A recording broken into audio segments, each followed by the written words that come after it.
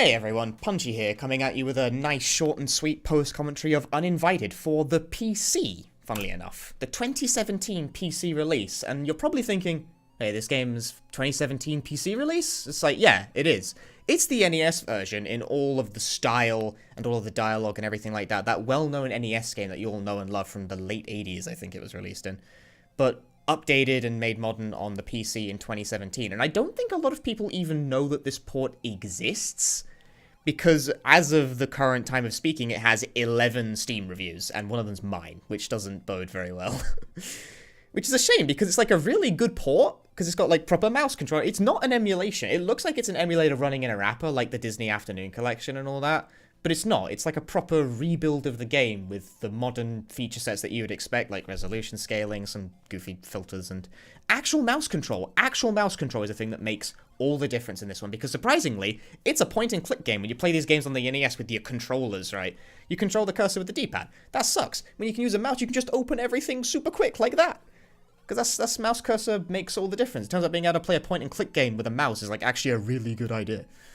Who would have thought that? But yeah, I don't think a lot of people even know that this port exists, because it seems to be mostly like it got passed over. It's on PS4 as well, which is really weird. But nevertheless, it's so strange to me that this port exists in the first place, because Uninvited is a PC game that was ported to the NES, and then they ported the NES version back to the PC in 2017, exactly like the NES version was, with all of its, like, it's really awkward interface. You have to pick all the verbs and shit from the list like that. Like, you have to open the no-goes before you use it. Otherwise, the game goes, you didn't open the bottle first, and then kills you, and it's like, you fiddly bastard. Why are you like this? Who hurt you? But that's point-and-click games when you're supposed to be playing with the D-pad, except I'm not. I'm playing with the... It's so strange. This port is so weird. It's also way faster than the NES version. The NES world record at the time of recording is 1050, I think, by NES cardinality. My time is 951, and I'm bad at this compared to him. He knows that game much, like, he's much quicker with his movements, but just mouse control is way easier to work with when it's a point and click game, because I can, like, click on everything way faster. Like, go figure, right? Superior control method wins the day. PC gaming does it again. But, like, enough about the background of the run. We're like a quarter of the way into this already or something. Something about the actual run. Obviously, in order to do things in this game, like, it's a point-and-click game. They're not super complicated runs. You click the verbs, and then you do the things that you need to do in the order that you need to do them in. And that's pretty much the whole thing. That's it. But, like, Uninvited and all of these, like, MacVenture NES to PC port, it's so strange. All of them kind of work in the same way, where if you choose a verb, if you equip a verb, it'll apply that verb exclusively to everything you click on, and it won't, like, interpret for you. Whereas if you have no verb equipped, which you can do by hitting right mouse, the game will kind of, like, try and interpret what you mean to some extent. Like, I have no verb equipped right now, which is why when I clicked on the door, it opened the door. Whereas if I had move equipped and clicked on the door, it would not go through the door. It would say, you need to open the door first, and I would get very annoyed at how, like, rigid the system is. But it doesn't work for items. You need to take items. Like, it's very 50-50 on whether or not it will interpret your actions properly. So you kind of have to just know what you're supposed to do and, like, which verbs the game wants at any given time, because there's really no way to guess in advance whether or not it's going to be a dick about it or not. And it will be a dick about it a lot. Like, here's a minor mistake I make. I click use again, which is an error, because I said use already to use the oh sesame spell, which you need to get something. But the use verb stays equipped between using. If you don't deliberately unequip a verb, it stays there, so you can, like, keep cycling through your inventory if you need to use multiple things in a row, or open multiple things in a row, or do anything with, like, verbiage many times in a row. Something like that. So that's like a minor optimization, you could say. There's really there's a few of those going around in this, but, like, it's still just a point-and-click game run at the end of the day. Like, these are not complicated runs. This is a maze. The solution is always the same. You go up here, and then you, like, head to the east recklessly about, like, 6 times in a row or something, and this is much faster than it would be on a pad, because you don't have to try and click between all... Because, like, you can kind of, like, buffer your movements in, I guess, because, like, while it's loading the next room with those fancy animations, like, it goes brah, brah, those delicious NES sound effects, you can reposition the mouse cursor to where you want to be, so you can just get going immediately as soon as you have control again, which makes it a lot faster than, like, D-pad, because the D-pad can't move while it's doing animations. It, like, has to give you your interface back, whereas a mouse cursor has no such limitation. This key hitbox is very particular.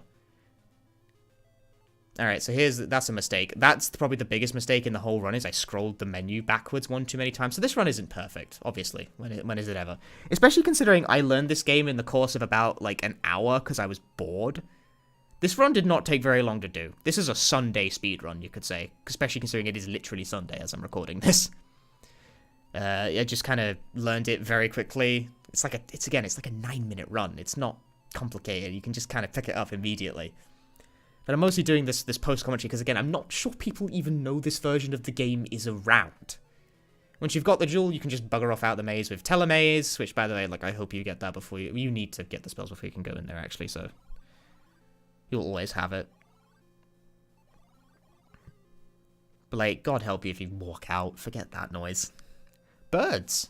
As far as I know, that bird always flies past. I'm pretty sure that's a fixed thing. So this is where, like, verbiage being equipped multiple times comes in handy, because I can immediately position to equip the water can again without having to, like, scroll the thing back over. And here's a little minor thing that I thought was neat. I can use the water stream on the water can. Other runs I've seen of, like, the NES version use the water can on the water stream. You can do it the other way around. I don't know if that's just because it's only faster if you have a mouse cursor available to you, or if it's just faster. I don't know. Whatever. I'm playing the video game here. Use a jewel, open a door, like adventure game stuff. This game's very particular about a lot of stuff. It's kind of funny how much of this game you don't need to do in order to finish it. There's no, like, 100% criteria or anything. There's no, like, point system like old Sierra games or anything like that. You just complete the game. But a lot of it is just totally unnecessary. This puzzle sucks balls on PC, I can say that much, because the solution's the exact same. It's, I can't remember what it is at this exact moment. I'm going to do it right now. But if you slightly click off the, like, accepted area for entering the numbers, the game goes, no, that's the wrong solution, you idiot, and kicks you out. And that loses, like, a ton of time. I mean, you have to break the cookie jar open that you open a safe to find a cookie jar that you break with a fucking axe to get a cookie. A lot of sense is being made that, like, an axe. Axe is the option of choice for that one. That's what you need the axe for. You don't use it for anything else. The axe fucking breaks when you break the jar open. I don't know what kind of axe breaks if you break a cookie jar, but that kind of axe, apparently.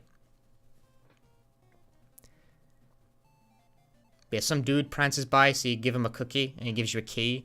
That's like the last key. Yeah, there's only 2 keys you need to beat this game. There's, like, a bunch of other crap you can get. There's, like, a bunch of scrolls and bottles with various things in it that you can find in the upstairs rooms, but you don't need any of that crap. I don't even know what it does, for the most part. There's a whole puzzle involving a servant and a spider that you never, ever actually need to do in order to complete the game, and in fact, I actually forget what you get from doing it. Because funny enough, I beat this game for the first time yesterday, and I already started running it, because that's just how punchy do. This run could be improved by, like, a fair few seconds from just minor execution and not scrolling the menu the wrong way that one time, but I can't do runs of this game for longer than, like, maybe a few minutes at a time, because, like, you rapid-fire click all the time. It actually kind of fucking hurts my wrist, which is, not great. So I aimed for sub 10 instead. And like I said, the NES record is about 1050, so that makes this about a minute faster than the NES version. Which is nice. And here, suddenly, just some dude shows up, and you gotta throw him into a hole. He kinda comes out of nowhere. And that's it. He's gone. We discarded of him. But this door takes key 2. Crucially, not key 1. Only key 2. You gotta, the indication that you would have to know this is fuck you, because it doesn't tell you. You just gotta try the keys until one of them works.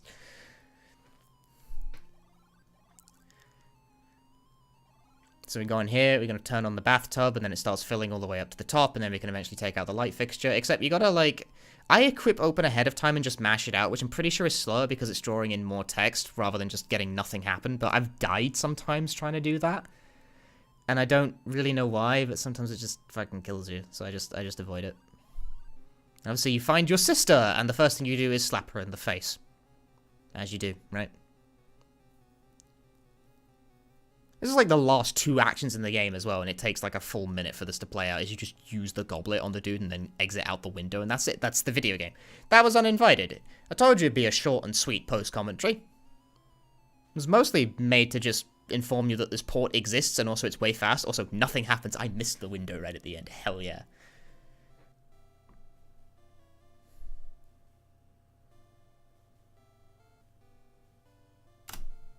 So yeah, so that was a run. Nice -0 gold split on the retime. It's still 951, who cares? But yeah, that was Uninvited. Thank you all for watching. I hope you are now enlightened as to this weird-ass port's existence in 2017 on Steam. Thank you.